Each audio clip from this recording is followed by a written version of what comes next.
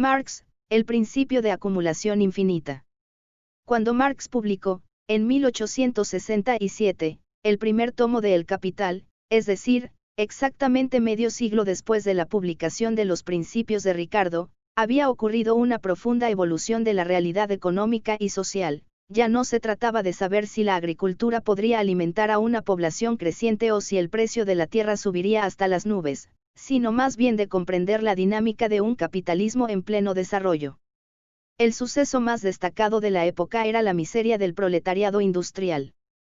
A pesar del desarrollo, o tal vez en parte debido a él, y del enorme éxodo rural que había empezado a provocar el incremento de la población y de la productividad agrícola, los obreros se apiñaban en cuchitriles. Las jornadas de trabajo eran largas, con sueldos muy bajos. Se desarrollaba una nueva miseria urbana, más visible, más chocante y en ciertos aspectos aún más extrema que la miseria rural del antiguo régimen. Germinal, Oliver Twist. Los miserables no nacieron de la imaginación de los novelistas, ni tampoco las leyes que en 1841 prohibieron el trabajo de niños menores de 8 años en las manufacturas de Francia, o el de los menores de 10 años en las minas del Reino Unido en 1842. El cuadro del estado físico y moral de los obreros empleados en las manufacturas, publicado en Francia en 1840 por el Dr. Villermé y que inspiró la tímida legislación de 1841, describía la misma realidad sórdida que la situación de la clase obrera en Inglaterra, publicado por Engels en 1845, 4. De hecho, todos los datos históricos de los que disponemos en la actualidad indican que no fue sino hasta la segunda mitad, o más bien hasta el último tercio, del siglo XIX cuando ocurrió un incremento significativo del poder adquisitivo de los salarios. De la década de 1800 a 1810 a la de 1850 a 1860, los salarios de los obreros se estancaron en niveles muy bajos, cercanos a los del siglo XVIII y los siglos anteriores, e incluso inferiores en algunos casos. Esta larga fase de estancamiento salarial, que se observa tanto en el Reino Unido como en Francia, es particularmente impresionante debido a que el crecimiento económico se aceleró durante ese periodo. La participación del capital, beneficios industriales, renta del suelo, rentas urbanas, en el ingreso nacional, en la medida en que se lo puede estimar a partir de las fuentes imperfectas de las que disponemos hoy en día, se incrementó con fuerza en ambos países durante la primera mitad del siglo XIX, 5, y disminuyó ligeramente en los últimos decenios de ese siglo, cuando los salarios se recuperaron parcialmente del retraso en su incremento. Sin embargo, los datos que reunimos indican que no hubo disminución estructural alguna de la desigualdad antes de la Primera Guerra Mundial. En el transcurso de 1870 a 1914, en el mejor de los casos se presenció una estabilización de la desigualdad en un nivel muy elevado, y en ciertos aspectos una espiral inequitativa sin fin, en particular con una concentración cada vez mayor de la riqueza. Es muy difícil decir a dónde habría conducido esta trayectoria sin los importantes choques económicos y políticos provocados por la deflagración de 1914 a 1918, que, a la luz del análisis histórico, y con la retrospectiva de la que disponemos hoy en día, se revelan como las únicas fuerzas que podían llevar a la reducción de las desigualdades desde la Revolución Industrial. Lo cierto es que la prosperidad del capital y de los beneficios industriales, en comparación con el estancamiento de los ingresos destinados al trabajo, era una realidad tan evidente en la década de 1840 a 1850 que todos eran perfectamente conscientes de ello, aun si en ese momento nadie disponía de estadísticas nacionales representativas.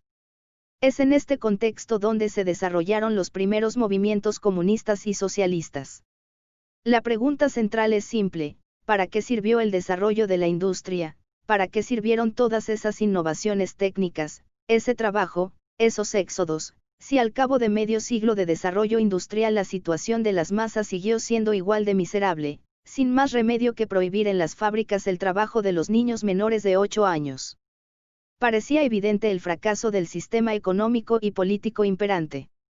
La siguiente pregunta también era evidente: ¿qué se puede decir de la evolución que tendría semejante sistema a largo plazo? Marx se consagró a esa tarea. En 1848, en vísperas de la Primavera de los Pueblos, ya había publicado el Manifiesto Comunista, 6, Texto corto y eficaz que comienza con el famoso, un fantasma recorre Europa, el fantasma del comunismo, 7, y concluye con la no menos célebre predicción revolucionaria. El desarrollo de la gran industria socava bajo los pies de la burguesía las bases sobre las que ésta produce y se apropia de lo producido. La burguesía produce, ante todo, sus propios sepultureros. Su hundimiento y la victoria del proletariado son igualmente inevitables. 8. En las 2 décadas siguientes, Marx se dedicó a escribir el voluminoso tratado que justificaría esta conclusión, y a fundamentar el análisis del capitalismo y su desplome. Esta obra quedaría inconclusa. El primer tomo de El Capital se publicó en 1867, pero Marx falleció en 1883, sin haber terminado los 2 siguientes tomos, que publicaría después de su muerte su amigo Engels, a partir de los fragmentos de manuscritos, a menudo oscuros, que Marx dejó.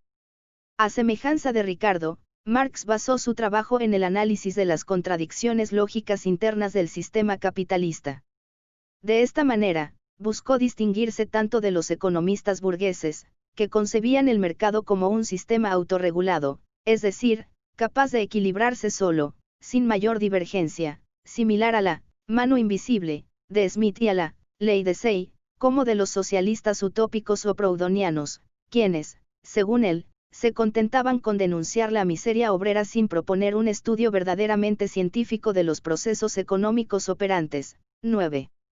En resumen, Marx partió del modelo ricardiano del precio del capital y del principio de escasez, y ahondó en el análisis de la dinámica del capital, al considerar un mundo en el que el capital es ante todo industrial, máquinas, equipos, etc., y no rural, y puede, entonces, acumularse potencialmente sin límite.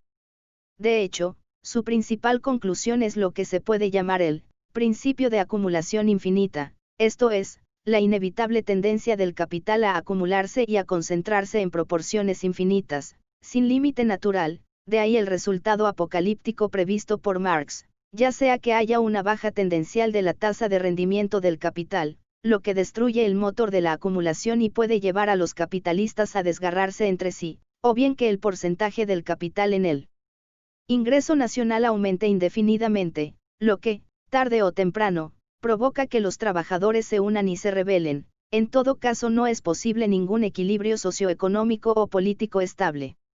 Esta negra profecía de Marx no estuvo más cerca de ocurrir que aquella prevista por Ricardo. A partir del último tercio del siglo XIX, por fin los sueldos empezaron a subir, se generalizó la mejora del poder adquisitivo, lo que cambió radicalmente la situación, a pesar de que siguieron siendo muy importantes las desigualdades, y en algunos aspectos estas no dejaron de crecer hasta la Primera Guerra Mundial. En efecto, la revolución comunista tuvo lugar, pero en el país más atrasado de Europa, aquel en el que apenas se iniciaba la revolución industrial, Rusia, mientras los países europeos más adelantados exploraban otras vías, socialdemócratas, para la fortuna de sus habitantes. Al igual que los autores anteriores, Marx pasó totalmente por alto la posibilidad de un progreso técnico duradero y de un crecimiento continuo de la productividad, una fuerza que, como veremos, permite equilibrar, en cierta medida, el proceso de acumulación y de creciente concentración del capital privado. Sin duda carecía de datos estadísticos para precisar sus predicciones.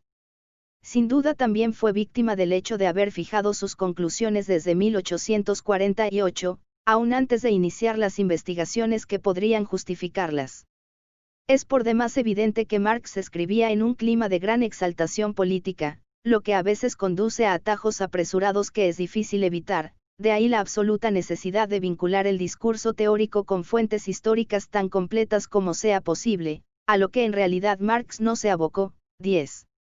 A esto se suma que ni siquiera se cuestionó sobre cómo sería la organización política y económica de una sociedad en la que se hubiera abolido por completo la propiedad privada del capital, problema complejo, si lo hubiera, como lo demuestran las dramáticas improvisaciones totalitarias de los regímenes que intentaron llevarla a cabo.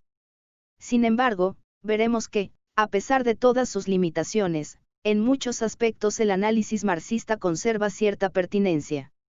Primero, Marx partió de una pregunta importante, relativa a una concentración inverosímil de la riqueza durante la revolución industrial, e intentó darle respuesta con los medios de los que disponía. He aquí un proceder en el que los economistas actuales harían bien en inspirarse.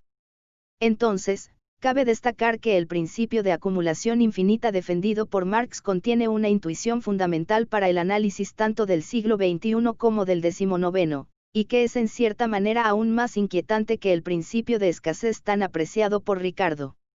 Ya que la tasa de incremento de la población y de la productividad permanece relativamente baja, las riquezas acumuladas en el pasado adquieren naturalmente una importancia considerable, potencialmente desmedida y desestabilizadora para las sociedades a las que atañen. Dicho de otra manera, un bajo crecimiento permite equilibrar tan solo frágilmente el principio marxista de acumulación infinita. De ello resulta un equilibrio que no es tan apocalíptico como el previsto por Marx, pero que no deja de ser bastante perturbador.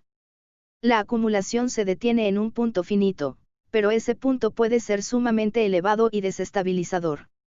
Veremos que el enorme incremento del valor total de la riqueza privada, medido en años de ingreso nacional, que se observa desde la década de 1970 a 1980 en el conjunto de los países ricos, en particular en Europa y en Japón, obedece directamente a esta lógica.